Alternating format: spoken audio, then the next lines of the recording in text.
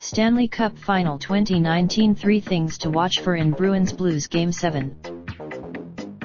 The Blues and Bruins are going to Game 7, and it's going to be a treat.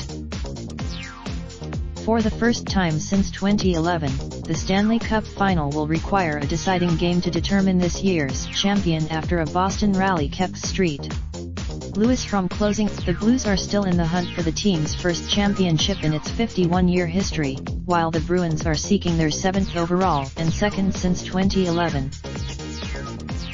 Here are 3 things to watch for in Wednesday's winner-take-all showdown in Boston. Blues center Ryan O'Reilly extended his point streak to 5 games Sunday as he notched a goal on 3 shots in the team's loss.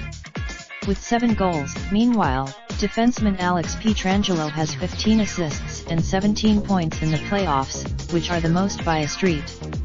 Lewis player at his. O'Reilly.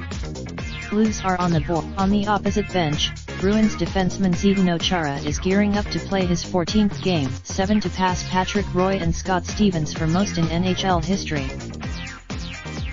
The 42-year-old captain, surprisingly active Sunday despite suffering a broken jaw in Game 4 last Monday when he was struck in the face with a puck, set another record with his empty net goal in the third period to become the oldest defenseman to score a goal in Stanley Cup Final history.